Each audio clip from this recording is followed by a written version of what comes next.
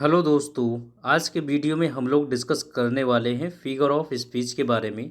तो ये figure of speech का दूसरा सेशन है, लगभग पार्ट 2 डिस्कस कर रहे हैं, जिसमें से हम लोग बेहतरीन ऑप्शन को एक्सप्लेन कर रहे हैं और साथ ही साथ क्वेश्चन को भी ऑब्जर्व कर रहे हैं किस तरीके के आपके एग्ज़ाम में क्वेश्चन पूछे जा रहे हैं। तो बहुत ही बेहतरीन सेशन हो रहा है डियर। जो भी बच्चे किसी भी टीचिंग लेवल के एग्ज़ाम की तैयारी कर रहे हों, टीजीटी पीजीटी एलटी ग्रेड है ना, या ऐसे एग्ज़ाम जिसमें आपसे फिगर ऑफ स्पीच का पार्ट बहुत बेहतरीन तरीके से पूछा जाता है, तो आपका स्वागत है। जल्दी से सेशन को शेयर कर दें। आने वाली आगामी परीक्षाओं में आपके लिए ये बहुत ही अहम रोल निभाने वाला है। तो आइए बिना देरी किए हुए हम क्वेश्चन को एक्सप्लेन करते हैं और हर एक ऑप्शन को पेन पेपर लेकर के बैठिएगा, इसलिए क्योंकि आप हर एक पॉइंट को नोट करेंगे, मैं यहाँ पर बताता चलूँगा। पहला क्वेश्चन है, हालांकि हम लोगों ने 10 क्वेश्चन ऑलरेडी डिस्कस किया है पार्ट 1 में, ये पार्ट 2 का क्वेश्चन है ना, पार्ट 2 सेशन है, तो हम लोग 11 नंबर से शुरू करने वाले। If a paradoxical utterance combines two terms that in ordinary usages are contrary, it is called. अब यहाँ पर सिंपल सी बात ये समझिएगा, यदि कह रहा है कंडीशन के रूप में कह रहा है कि paradoxical utterance combines two terms, ऐसा कोई हम जो है बात को, कहावत को, ऐसे हम दो बातों को जोड़े जो अपने आप में पैराडॉक्सिकल का सेंस रखें। पैराडॉक्सिकल का मतलब विरोधाभास।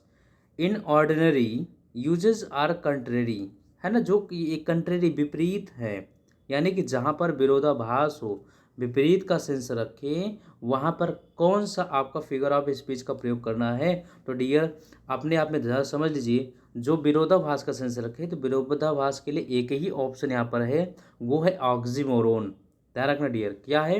ऑक्सीमोरोन। अच्छा, हम लोग ऑप्शन को एक्सप्लेन कर लेते हैं। कंसीट मिस होता है इगोइस्ट का सेंस रखना, है ना, घमंड, जहाँ पर ऐसा प्राउड सेंस रखेगा वहाँ पर कंसीट होगा। एलेगरी की बात करेंगे डियर, तो एलेगरी एक आपकी जैसे रूपक कथा, प्रतीकात्मक कथा, है ना, जिसमें हम ऐसे अबस्ट्रैक्ट सेंस को हम एज अ लिविंग थिंग्स के रूप में रिप्रेजेंट करें।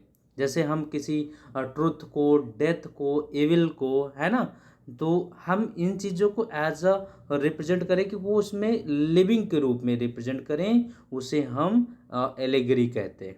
बात समझ में आ रही? जैसे हम लोग कहते हैं जैसे एक फेमस एलेगरी है पिलग्रिम्स प्रोग्रेस, है ना, ये जो है जॉन बनियान का है पिलग्रिम प्रोग्रेस, इसमें एलेगरी का बहुत अच्छे से यूज किया गया है। दूसरा, जैसे हम आप एक और एग्जांपल दे दें, the tortoise and the hare. Tortoise and the hare यानी कि कछुआ और खरगोश। कछुआ और खरगोश की आपने कहानी सुनी होगी, तो उसमें क्या आपको सीख मिलती है? तो उसमें ये सिखाया जाता है कि moral about the value of perseverance over haste, है ना, कि हमें अपने परसिवरेंस को रखना, हमें अपने कार्य को सतत रखना है, ना कि जल्दबाजी करनी। तो ये आपका एक एलेगरी होती है, जहाँ पर हम लोग टर्टोइज को या हेयर को एज अ लिविंग के रूप में, एज अ सजीव पात्र के रूप में डिफाइन कर रहे हैं, वहाँ पर क्या है, वहाँ पर एलेगरी होता है। ओनोमेटोपोइया क्या है? ओनोमेटोपोइया की बात करेंगे तो यहाँ पर आपके साउंड रिप्रेजेंट करते हैं। The words come from the word suggest it's meaning, है ना, the sound suggest it's meaning. ध्यान रखना, द साउंड सजेट्स इट्स मीनिंग, जहाँ पर शब्द उसके मीनिंग को डिफाइन करें। अच्छा, ये ओनोमेटोपोइया जो है ये ग्रीक वर्ड्स है, और ग्रीक वर्ड्स ओनोमा क्या है? ओनोमा, इसका मतलब है नेम। Onoma means name. अब पोइंट का मतलब होता है टू मेक, जहाँ पर हम कुछ ऐसे साउंड्स की बात करेंगे जहाँ कुछ नेम यानी कुछ चीज़ अर्थ निकल कर आए। जैसे बीज हम, मक्खियों की भनभनाहट। ध्यान रखना, ओनोमेटोपोइया का मतलब साउंड होता है, जैसे मक्खियों के भिनभिनाहट की साउंड आती है, बजिंग साउंड आता है ना, तो उसे हम कहते हैं onomatopoeia. I bubble on the pebbles, bubble and pebbles. ध्यान रखना, ये आपके ओनोमोटोपोइया। 4 ऑप्शन समझ में आ गए।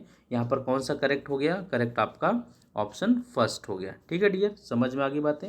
चलिए हम लोग नेक्स्ट क्वेश्चन डिस्कस करते हैं। यहाँ पर लिखा हुआ है, देखिए यहाँ पर ऑक्सीमोरोन का मतलब क्या है। जैसे यहाँ पर एग्जाम्पल दे, बिटर स्वीट। बिटर स्वीट का मतलब क्या हो गया डियर? ऑक्सीमोरन बिटर स्वीट, यहाँ बिटर और स्वीट कैसे एक समान हो सकते हैं? बिटर भी और स्वीट भी है, नहीं हो सकता ना। तो ये ऑक्सीमोरन या सॉरी ये ऑक्सीमोरन है, विरोधाभास है। नेक्स्ट क्वेश्चन है, which of the following figure of speech is used in the sentence I have read all of Milton. अब यहाँ पर ज़रा समझिए, यहाँ पर मैंने कह दिया, यहाँ पर लिखा हुआ sentence I have read all of Milton, Milton. तो जरा बताइए यहाँ पर कौन सा अलंकार? अच्छा, हालांकि यहाँ पर आपको आंसर देखने को मिल गया डी ऑप्शन, मेटोनिमी। लेकिन हम समझ लेते हैं कि मेटोनिमी कैसे समझना है, मेटोनॉमी समझने के लिए कैसे समझना है ना। तो ऑप्शन को देख लेते हैं। देखिए, मेटोनॉमी का मतलब होता है डियर कि सिंपल से एक बात करें, इसकी लिटरेरी मीनिंग को, लिटरेरी मीनिंग को समझना है। इसका मेटोनॉमी का लिटरली मीनिंग होता है अ चेंज ऑफ नेम, है ना। मेटोनॉमी अ चेंज ऑफ नेम, ठीक है ना। जैसे हमने कहा the crown said, the crown said. अब द क्राउन का मतलब क्या हुआ? द क्राउन का मतलब क्या हुआ? तो क्राउन, ताज थोड़े, मुकुट थोड़ी ना बोलेगा। मुकुट को का मतलब रिप्रेजेंट क्या किया हमने कि कोई राजा महाराजा, कोई किंग या क्वीन, है ना। The white house said, another example, the white house said. अब वाइट हाउस थोड़ी ना बोलेगा, a house can not speak, house can not speak but that the president said, है ना। बात क्लियर हो गई कि नहीं हो गई? तो मेटोनॉमी का मतलब हो गया कि literally change of name, literally change of name. Metonymy समझ में आ गया डियर, है ना। यहाँ जहाँ पर हम चेंज करते हैं। अब यहाँ पर एग्जाम्पल यहाँ समझ में नहीं आ रहा, I have read all of Milton. तो ज़रा बताइए, अब मिल्टन को थोड़ी पढ़ सकते हो, मिल्टन के नोवेल्स को पढ़ सकते हो, मिल्टन के पोएम्स को पढ़ सकते हो, मिल्टन के ड्रामा को पढ़ सकते हो, है ना। बात समझ में आ रही? तो यहाँ पर कौन सा हो गया? मेटोनॉमी। चलिए, ऑप्शन डी क्लियर हो गया, समझ में आ गया। ऑप्शन डी कौन सा करेक्ट होगा? डी। अब हम लोग मेटाफोर को डिस्कस कर लेते हैं। मेटाफोर क्या होता है? मेटाफोर एक रूपक अलंकार जिसे कह सकते हैं मेटाफोर होता है ना। In which two objects are compare and treated as one words, है ना। ध्यान रखना, in which two objects are compared and treated as one words of comparison are not used. ध्यान रखना, जहाँ पर हम दो ऑब्जेक्ट्स को ऐसे कंपेयर करें, ऐसा बिहेव करें जहाँ पर लगे कि एक हों, इसमें ध्यान रखना, इसमें हम कॉम्परेटिव वर्ड्स का यूज़ नहीं करते मेटाफोर में, लेकिन सिमिली में करते हैं। कॉम्परेटिव वर्ड्स का यूज़ नहीं करना। जैसे life is a dream, life को मैंने ड्रीम से कंपेरिजन किया, तो दो ऑब्जेक्ट जैसे लग रहा है कि एक है ना। Life is not a bed of roses, तो लाइफ और बेड ऑफ रोजेस को मैंने ऐसा लग रहा कि जुड़ करके एक हो, दो ऑब्जेक्ट जोड़ने का काम किया मैंने, इनके बीच कंपेरिजन किया, that is a metaphor. Comparative words नहीं यूज होंगे, कंपेरेटिव वर्ड्स कौन के? एज और लाइक, ठीक है डियर। ये कुछ एक्सप्लेनेशन है, आप इसको पढ़ सकते हैं, आप इसको रीड कर सकते हैं बेहतरीन तरीके से, ठीक है डियर। चलिए यहाँ पर आइए हम लोग यहाँ पर 13 नंबर क्वेश्चन देख लेते हैं। विच of the following figure of, अच्छा यहाँ पर मैंने सभी एक्सप्लेन कर दिया कि नहीं भाई? अच्छा, एक रह गया, एलॉगरी बता दिया मैंने, एलॉगरी बता दिया, एलॉगरी तो पहले ही बता दे। पर्सोनिफिकेशन बता देते हैं। पर्सोनिफिकेशन क्या है? पर्सोनिफिकेशन मीन्स होता है जैसे हम किसी ऐसे चीज़ों को मानवीकरण कर लेते हैं, मानवीकरण यानी कि ह्यूमन करेक्टरिस्टिक को नॉन ह्यूमन करेक्टरिस्टिक में समझ लेते हैं, या फिर हम समझ लेते हैं कि किसी चीज़ का नॉन ह्यूमन करेक्टरिस्टिक को ह्यूमन करेक्टरिस्टिक दे देते हैं। एग्जाम्पल इसको समझ लीजिए, जैसे opportunity knocks at the door but once. अब अपॉर्चुनिटी थोड़ी ना डोर पर आकर के खटखटाएगी, है ना। पर्सोनिफिकेशन किसी चीज़ का मानवीकरण, यानी कि हम नॉन ह्यूमन थिंग्स को क्या कर दें, उसका ह्यूमन थिंग्स की कैटेगरी में रख दें। A literary device that gives human characteristic to non human characteristic thing. Non human things को, नॉन ह्यूमन थिंग्स को हम जब, यानी कि ऐसे निर्जीव चीज़ों को जब हम सजीव को रूप में रिप्रेजेंट करें, उसे पर्सोनिफिकेशन कहते हैं। Anxiety is sitting on her face, चिंता उसके चेहरे पर बैठी हुई थी। तो कैसे भाई, चिंता थोड़ी ना चेहरे पे बैठी हुई थी। बात क्लियर होगी। The sun, another example, the sunflower nodded their heads in the gentle breeze. अब सनफ्लावर नोडेड दियर हेड्स, अब सनफ्लावर थोड़ी ना अपने सर को हिलाएगा। Clear now. तो हमने कहा कि ऐसे नॉन ह्यूमन थिंग्स को एज अ ह्यूमन करेक्टरिस्टिक में जहाँ पर एक्सप्लेन करें, बताएं, वहाँ पर पर्सोनिफिकेशन होता है। Is that clear now? Next question, which of the following figure of speech involve play upon words, यानी कि जिससे हम शब्दों पर खेलें। शब्दों पर खेलने के लिए हम पन कहते हैं। पन का मतलब हो गया श्लेष अलंकार, है ना, श्लेष अलंकार। समझ में आ रही dear?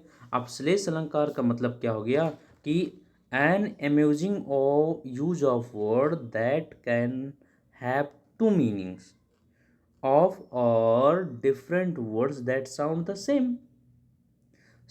The same but different in meaning.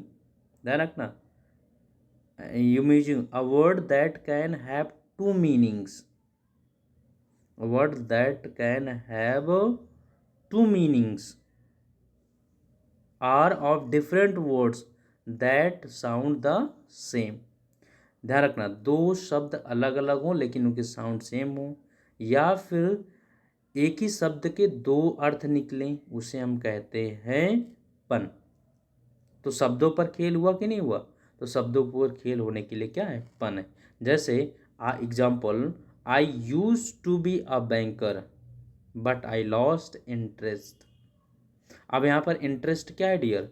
Interest का मतलब रुचि भी होता है और इंटरेस्ट का मतलब यहाँ पर ब्याज भी है। ठीक है, समझ में आ गई बातें? पन is a figure of speech, ये आप लोग एक्सप्लेन देख सकते हैं। आते हैं एंटीथीसिस को एक्सप्लेन करते हैं। एंटी का मतलब विपरीत, एंटी का मतलब opposite. The clauses have opposite idea, the clauses have opposite idea, that is antithesis.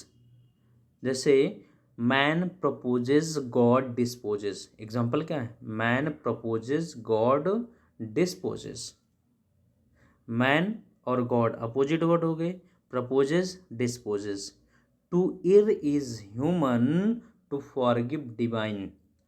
गलती करना मानव का काम है और क्षमा करना भगवान का काम है। तो टू इर इज ह्यूमन, इर गलती करना, फॉरगिव माफ़ी करना, गलती करना माफ़ी करना अपोजिट, ह्यूमन और डिवाइन से, तो that is opposite. Clear now? That is a antithesis. Speech is silver, एक और एग्जांपल दे देता हूँ। Speech is silver but silence is golden. बोलना थोड़ा सिल्वर है लेकिन शांत रखना अपने आप में गोल्डन है, that is a antithesis. Clear now? Zeugma, बहुत अच्छा वर्ड है ये भी, लेकिन सिंपल सा है, इसको देख कर घबराना नहीं है। A figure of speech that involves using a single word or phrase to join two or more parts of a sentence. Note down कर लीजिएगा, इसमें कुछ नहीं करना। इसमें एक सिंगल ऐसा वर्ड होगा जो कई ऐसे शब्दों को जोड़ने का काम करेगा। Single word or phrases to join two or more part of a sentence. जैसे she broke his car and heart, she broke his car and heart. तो यहाँ पर देखिए जोड़ने का काम हुआ। जोड़ने का क्या काम हुआ? ब्रोक, ब्रोक मीन्स टूटना। अब क्या क्या टूटा है ना? कार टूटी और दिल भी टूटा। She broke his car and heart. तो ब्रोक ऐसा वर्ड है, ऐसा फिगर ऑफ स्पीच है जिसके हमने दो कई ऐसे शब्दों को, सेंटेंसों को जोड़ने का काम किया, उसे हम जिग्मा कहते हैं। समझ में आती है? जैसे आई लेफ्ट माई हर्ट, एक और एग्जांपल देता हूँ। I left my heart and my suitcase. तो यहाँ पर जिग्मा वाले वर्ड कौन सा है? लेफ्ट, क्योंकि उसने छोड़ा क्या? My heart and my suitcase. Clear? The word left join two object with the same phrase, that is a zeugma. I hope clear very well. Next हम लोग इक्विवोक क्या है दोस्तों? तो ये सिंपल से है, ये स्पेशल टाइप ऑफ पन है जिसे श्लेष अलंकार कहते हैं। ये पन का एक प्रकार है उपमा अलंकार। हम लोग 15 नंबर क्वेश्चन डिस्कस कर लेते हैं, लगभग आज का बेहतरीन क्वेश्चन, और हम लोग ये लास्ट क्वेश्चन है। Which of the following is the correct definition of alliteration. Alliteration की डिफिनीशन क्या है डियर, ये आपको बताना है। चलिए बताइए। It is the use of वेग और इक्विवोकल एक्सप्रेशन, है ना, किसी डाउटफुल तो एक्सप्रेशन नहीं करते। It is a contrast of opposite in meaning, opposite तो नहीं बताएगा। इलेक्ट्रेशन मतलब रिपीटिशन ऑफ कॉन्सोनेंट साउंड, है ना। It is a repetition of speech sound in a sequence of near by words, हो सकता है। It is the use of words that and expressions that have become obsolete in common speech. नहीं, obsolete नहीं होना भाई, प्रचलन से बात थोड़ी ना है। तो ऑप्शन कौन सा लगाओगे, ऑप्शन सी लगाओगे, यही करेक्ट होगा। I hope you are getting very well. लगभग हम लोगों ने 5 वर्ड्स को डिस्कस, 5 क्वेश्चन डिस्कस किया, लेकिन उसके पीछे लगभग हम लोगों ने 10 से 12 फिगर ऑफ स्पीच को भी एक्सप्लेन किया है। इसी तरीके से वीडियो को पाने के लिए हमारे चैनल को सब्सक्राइब करें। मिलते हैं नेक्स्ट वीडियो में, तब तक के लिए thanks for watching. Thank you.